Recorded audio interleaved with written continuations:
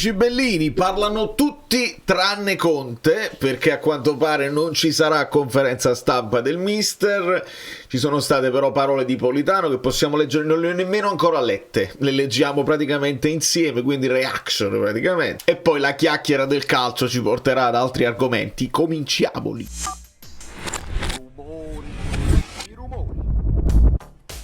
Eh sì, perché sono giornate in cui si parla più del futuro che altro, ma di tutte le squadre. Per esempio, ieri è stato il tempo dei video su Paratici al Milan ufficiale, oggi è il giorno di Paratici al Milan non ci va. Quindi un video che uno fa, magari non io perché non l'ho fatto, non mi sono permesso. Benvenuto FS, quindi forza sempre, manca la N, forza Napoli sempre. E voi lasciate un like semplicemente per tenerci su con la vita, che mi serve a me, quindi grazie per il vostro supporto. E utilizziamo questo video, se vi va, nei commenti potete lasciare una domanda al mister, il mister non vi risponderà, ci divertiamo magari a farla noi, la conferenza domani, ci deve essere la simulazione, abbiamo un po' di giorni, è strano, è stranissimo organizzare la programmazione quando si gioca di lunedì, voglio proprio vedere chi starà sul pezzo. Il campionato ricomincia tra pochi minuti con Genoa Udinese, credo. La partita potrebbe essere scoppiettante, due squadre che non tengono niente più da vedere con il campionato, quindi magari se la possono giocare più allegramente, senza... Vediamo se avete della gente sul fantacalcio. Usateli, perché usate. Spostiamoci tutti insieme con un'analisi tattica per vedere Politano si racconta eccetera eccetera. Ci sono state anche un video di Bettson con Buongiorno dove ha detto sì, la provola ce la metto nella pasta e patate. Andiamo avanti perché c'è poco. Lunga intervista, sta emergendo eccetera eccetera, ha raccontato eccetera eccetera. Scudetto, impossibile non crederci, è un momento straordinario, a Napoli stiamo attraversando un bel periodo, abbiamo iniziato bene il campionato, sono contento di essere tornato in nazionale, è l'obiettivo di tutti i calciatori. Per quanto riguarda il matrimonio sono felice, è un passo che voleva fare, sappiamo che si è sposato da poco Matteo, ci aspettavamo di fare bene, la squadra era quella che aveva vinto lo scudetto, insomma l'anno scorso è stata una cosa anomala, siamo d'accordo, quest'estate con l'arrivo del mister e dei nuovi acquisti è cambiato tutto. Dentro la nostra testa sapevamo che potevamo essere protagonisti, noi abituati sempre alle coppe europee avevamo un minimo vantaggio giocando una volta a settimana. Abituati, quindi, vedi, ognuno poi la vede, io non sono... Però si sta allargando, a macchia di leopardo la convinzione. Mi pare che l'ultimo che l'ha detto in ordine di tempo è stato anche Walter Zenga, l'ho sentito dire da Caressa, che dice sì però forse vedi che pensa prendono una squadra da esempio, no? Per esempio l'Atalanta che esce dalle coppe e crolla perché è come se poi non fosse più abituata ad avere un impegno, magari pesa l'unico impegno, se lo stecchi restano le coppe, quindi è stata un po' sdoganata questa cosa e ne sono felice che non c'è una regola precisa che dice questo senza coppe aumentano i punti per forza. Non è proprio così. Scudetto è un sogno, ad 8 giornate dalla fine sarebbe assurdo non crederci, può succedere di tutto, dobbiamo pensare partita dopo partita, finale dopo finale. A proposito delle finali, Bologna-Napoli? Allora, ovviamente non vale lo scudetto perché manca ancora tanto e perché non è una finale. Signori, esiste Stefano Borghi e poi virgola a capo, spazio, premete invio, scende e poi tutti gli altri che vogliono raccontare il calcio, perché io veramente quando parla Stefano Borghi chiudo gli occhi e ascolto. Ma questo è un mio parere personale, è un mio gusto personale. Il Bologna sta volando a grandissimi ritmi e risultati, se dovessimo superare lo scoglio lunedì sera allora le percentuali aumenterebbero. Napoli a vita? Amo Napoli, ho comprato anche un appartamento, ormai qui è casa mia, sono onorato di indossare la maglia azzurra, sarebbe bello chiudere la carriera qui, ma non è così semplice. Ho altri 2 anni di contratto, vedremo. Se il presidente e il direttore vorranno, un giorno ci siederemo e ne riparleremo. Intanto mi godo questi bellissimi momenti. Sapete il procuratore chi è, quindi andiamo avanti. La finale prometto il massimo impegno e di uscire dove maglia sudata. Oh, mi ringraziano spesso per quello che do, sono orgoglioso di questa maglia. Posso sbagliare qualche passaggio o un gol, ma non mi risparmio mai. E questo è verissimo. Dopodiché sappiamo, lasciate il like di nuovo.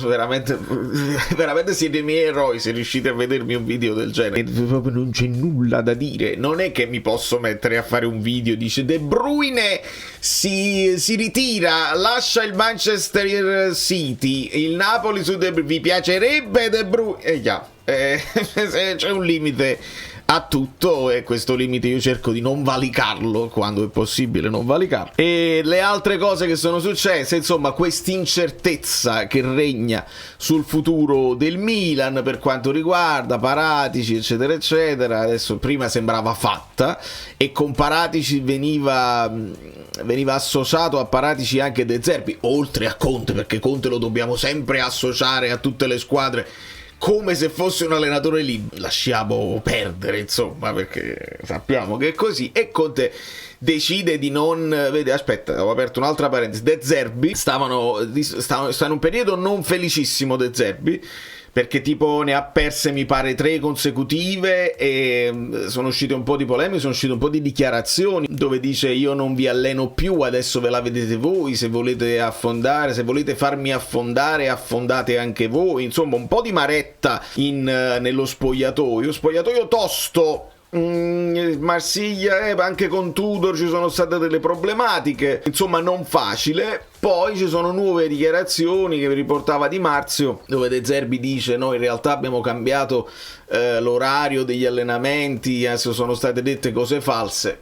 Insomma, De Zerbi è uno di quegli argomenti che divide a prescindere, perché l'ideologia, De Zerbi rappresenta l'allenatore ideologico, come lo rappresentava un pochino prima anche Italiano. Adesso sembra molto più morbido il racconto, oltre che l'allenatore italiano. Il racconto su Italiano sembra molto più morbido. Ve lo ricordate, no? Entrambi venivano visti come quelli che avevano un certo tipo di idea di calcio, però poi vai a vedere Italiano già ha guadagnato un pochino più di obiettivi stagionali rispetto alle squadre che poi ha allenato. De Zerbi ha allenato la sua idea di calcio e l'ha portata avanti. Sai benissimo che quando ti affidi a De Zerbi vedrai un certo tipo di calcio, i risultati poi dipenderà da quali giocatori gli dai, se poi sono giocatori in grado di reggere quel tipo di idea tattica, insomma non è facile a lungo termine. Però regna l'incertezza per quanto riguarda il Milan, regna l'incertezza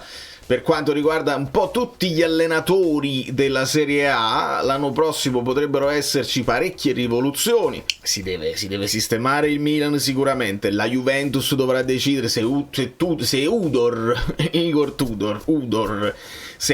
fa un finale di stagione alla grande, potrebbero anche confermarlo. Altrimenti anche loro si aprono a dover partire con un nuovo progetto. Dovrà trovare un allenatore la Roma.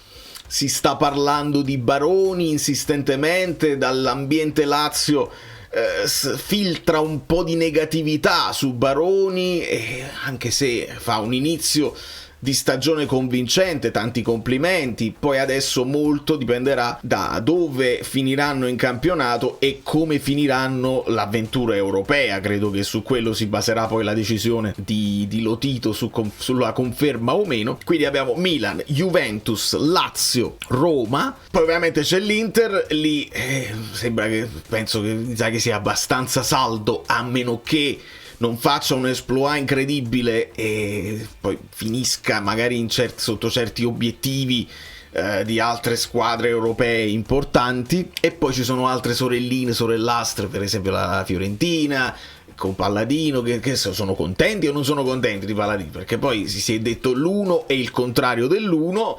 Penso che siano contenti con Italiano potrebbe essere un altro che va sotto i riflettori e che è appetito da altre squadre. Noi dovremmo essere quelli là che in teoria, avendo fatto quest'anno il contratto lungo, a Conte dovremmo stare più tranquilli in teoria, eppure il racconto del calcio che viene da quelle zone lì ci fa stare sempre sulle spine, perché non sappiamo se Conte è contento, se ha paura che magari il mercato al rilento dell'estate scorsa, quello deludente di gennaio, potrebbe avere delle remore. Il discorso dei contratti lo sapete, che vale quello che vale. Idem, avevo letto di una situazione per quanto riguarda Anghissà, mi è arrivato come messaggio privato, dice il Napoli l'ha esercitata la clausola, però Anghissà vorrebbe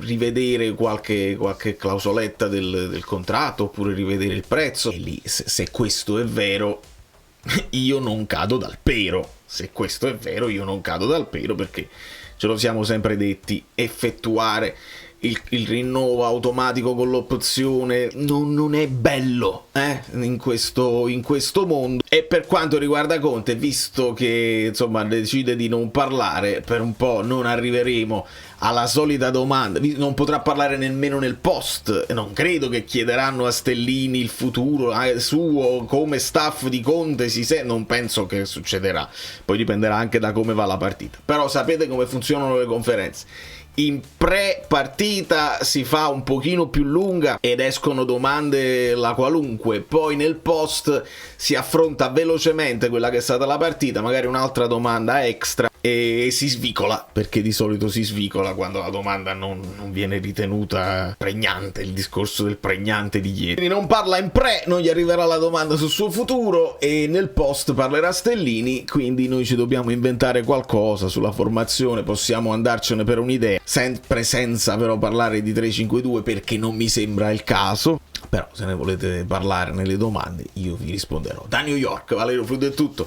Andiamoci a vedere Genoa-Udinese, che sarà una cosa incredibile. Poi domani altre partite pazzesche, tipo Monza-Como. Certo, c'è Parma-Inter che andrebbe vista, perché dovrebbe che la cambia tutto. ti mette una cosa addosso, se tu, oppure ti dà quella ti potrebbe dare quella spinta così. E poi c'è Milan-Fiorentina che potrebbe dare qualche emozione. Da New York ve l'ho detto, e allora lasciate il like. Aspetta, ma ci sono altre parole di Politano, magari troviamo qualcosa di interessantissimo, i valori aggiunti. Aspetta, ringrazio Spazio Napoli,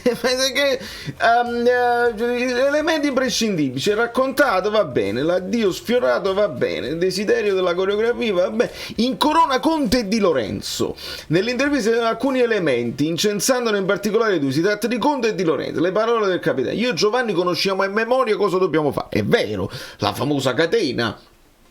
Abbiamo disputato più di 200 partite insieme, ci conosciamo con i movimenti, un giocatore eccezionale, un valore aggiunto per me e io lo sono per lui.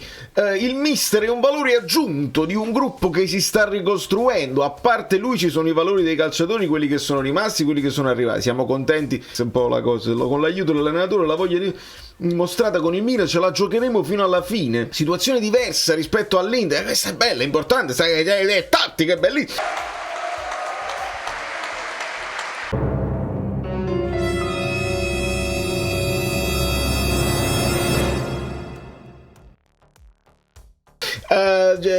All'epoca ero più giovane, il fatto del 3-5-2 dove Conte poi dopo lui aveva puntato e io non ero pronto, mi provava come punta, ero chiuso, non amavo il ruolo e dopo 6 mesi me ne andai.